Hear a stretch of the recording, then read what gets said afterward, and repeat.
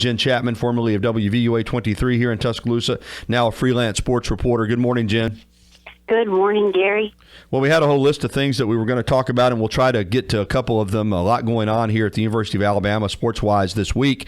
But, of course, the big story right now is the breaking news involving Cam Robinson and Hootie Jones, arrested early this morning right around, I guess 2:30 to 3:30 a.m. in that range, booked there in jail on multiple charges, including illegal possession of a controlled substance, but the biggest one's possession of firearms for Jones, and then for Robinson, possession of a stolen firearm. So these are serious charges.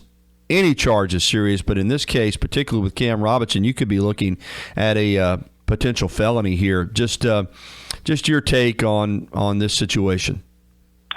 This is just the worst part of the off season. It's almost like you're just waiting to find out what can go wrong in the off season. There's usually, there's some type of headline that makes it, and this, unfortunately, is probably going to be it for Alabama. And this is huge. It's huge in not just the sense of what legally is going to happen, but for the team as well. Cam Robinson, just such a big impact player for the team, part of that, offensive line, that one best offensive line in the country. But furthermore, for these young guys, obviously the legal process has to play out, but they could lose their scholarships. And for them, that's, getting a college degree and getting to play with Alabama and getting to continue. And I think sometimes it's a little harder to even swallow something like this when it's teammates together. It's not just one isolated, athlete who went home and, was with his old high school friends or whatever. These are two Alabama players together, both being charged. So that makes it even tougher, through the offseason. And Alabama has not yet released a statement, and I'm sure that will be coming very soon. But that's just, this is like the worst part, I think, for the coaching staff is when they go on break, because they do lose that, kind of control that they may have a little bit. And Saban says it every single time there's a break, that he always tells the guys that you just have to watch what you're doing. And, a break is really just more for you mentally and physically, but it's not, to let your character, go. So I think this is it'll be interesting to see what Coach Saban has to say about this.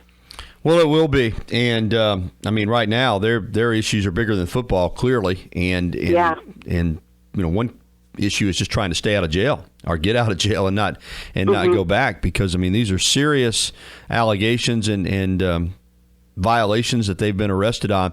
But you talk about getting away from the structure that's here in Tuscaloosa, and there's no doubt when they're here, everything's pretty much laid out for these student athletes, from what time they eat and sleep to practice to class, all of that. And they go home, and we've already had a call this morning from a gentleman talking about, Why does this happen? And it's just so stupid. And it is. But why does any crime happen? Why does it's not just athletes. We see people all the time that have a lot to lose that make bad decisions. And in the case sometimes of these student athletes, Jen, as you know, having covered them, they come from an environment that no matter how much you talk to them, no matter how much research is done on it, no matter how much you tell them they have to lose, when they get back in that environment, they fall back into the lifestyle from which they kind of grew up with. And I hate to say it, but in a lot of times it involves guns and marijuana. That's just the reality of some of these communities where some of these student athletes grow up. And it's easy to criticize and say you're stupid, you're dumb, but fitting in, being part of the culture from which you come from is important to people. And that's why people all the time make bad decisions. I'm not making any excuses for them. I'm just trying to let people understand that it's easy for us to say, well, how stupid is that? And it is stupid. But when those two young men got back home, they did probably what a lot of people that they grew up with are doing in that community. And that's riding around with guns and smoking marijuana. And it's so hard because, I like how you're pointing out, everybody makes bad decisions and, character and all that can come into question. But at the same time, it's so easy for fans to be like, you have the best opportunity right now in college. I was just talking to someone about this the other day about how there's so much, even when I was in college and I ran track, how much I took for granted and didn't understand. You're given so much at an age where you are growing and changing and developing so much, and you don't even understand the opportunity you are getting in those 4 to 5 years, which if they gave it to you maybe in your late 20s, you would appreciate and respect it a lot more. But it's like you're just given it at a time where I think you don't quite comprehend what you're being given. And so it is easier for the outsider to say how stupid. They're playing at the University of Alabama. What are they doing? But, yeah, again, you can't always change culture. I will say this, covering camp, he was one of the athletes we did get to speak to. And he was always polite, always well-spoken. He's a little quieter, softer tone and everything, but very easy to speak with. And I actually ran into him one day at the pool. This was, I want to say, later in the season, and there was some concern about, how he was doing. And he's just got a big presence about him. And so I made a joke to him, like, you're going to do a pool workout? And he was, and it was early in the morning, too. I mean, he was there to go get his pool workout in, very polite. I'm really bummed for him because of he potentially could lose playing at Alabama, which I think would just be a big, huge regret in his life, but also just what this implies for the rest of his livelihood. Where does he get to go from here? And it's just extremely disappointing.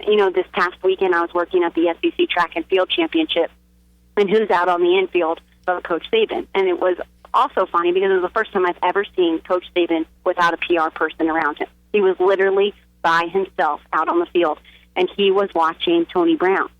And I thought it was interesting, he's given Tony Brown a second chance, but that was a discipline that came from the team. That wasn't legal discipline. And there's a very big difference when it's something coming from the team versus something coming from the legal system. And so this is going to be a much harder situation to come back from. But even seeing Saban at the track meet, he's not the type of person to just show up at events in Tuscaloosa because people usually do just come up and talk to him, But he was there, and you could tell he was there to watch Tony. And I was really impressed by that. And he does believe in second chances, and he does believe these guys can get better. And he has given plenty of guys second and third chances. This situation is just going to be so different because of the charges, and Cam is facing a possible felony. That in itself is a big struggle. Oh, I'm with you. I don't think there's anything wrong with giving second chances.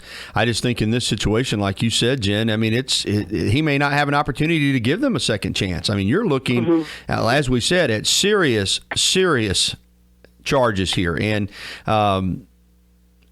I just think playing football right now is on the back burner, and people have, already texted me and as I said, called in talking about what potentially Cam Robinson is losing. Yeah, he's losing potentially millions. I mean, if he doesn't get to come back and play at Alabama or somewhere else in college, then his whole NFL career could be up in jeopardy. So this is and for the NFL now too, they more and more coaches are looking at character. This is a huge strike. I mean, this is something that I have heard coaches even say, the Packers have a chart, and Tony Dungy said he had a chart where character was its own entire separate thing. And if somebody had an X on their character, Tony Dungy had said he wouldn't even draft him.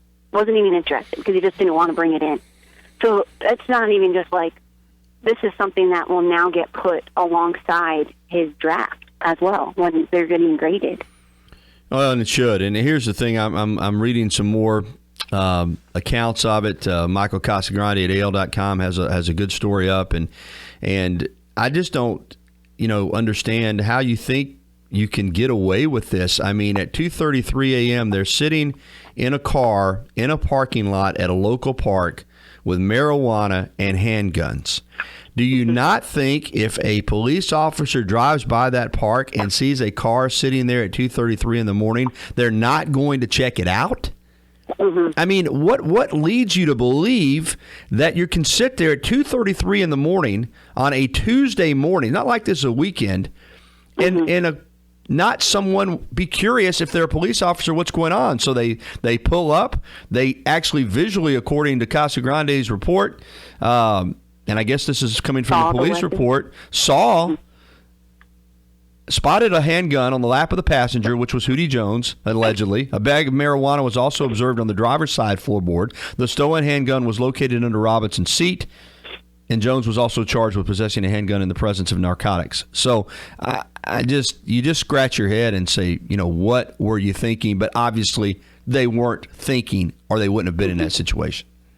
Yeah, this is a terrible lapse in judgment, but also it's frustrating on so many levels, and I think more just in the sense of losing everything that was in front of them in education, a career at Alabama, a potential NFL career, which still it could very well could be on the table, and of course the legal process does have to play out.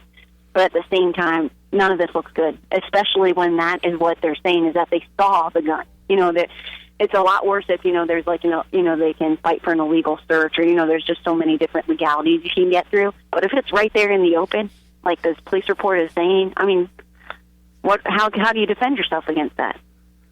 Well, I just saw Mel Kiper's big board flash up for the 2017 NFL draft, and Cam Robinson was number 7 on it. Tim Williams, number 2.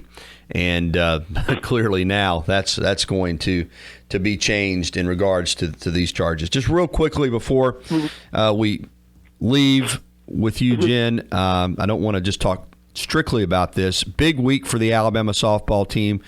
Another regional hosting along with Cal, Texas State, and Sanford beginning on Friday. If Alabama wins, they're in line to host the Super Regional because they're number 6 national seed. They would play the winner of the Seattle Regional being hosted by the University of Washington. So disappointing loss in the SEC tournament to rival Auburn. But the bottom line is Alabama's right where it wants to be, at home for the Regional and Super Regional, and a good chance to make a run to the College World Series. Correct, and nobody said you have to win your conference to win it all. So you know what, you get to restart, and that's the best thing about this system and the bracket and them playing the RPI that they had all year, and that's the way they have played. And I think it was kind of a disappointing tournament altogether. I think people were kind of surprised with the first game with how they played against Mississippi State. Mississippi State was the only series they swept during the season against SEC play, and so I think people just expected them to go in and take it to them. Granted, they were the home team hosting. However, it just kind of seems like Alabama wasn't totally Alabama for the tournament. And I think that started with the Mississippi State game. However, getting to play at home coming up, this is, where they love to play in front of their own fans. And I think it can just get things reset. And again, you don't have to win the conference to win it all.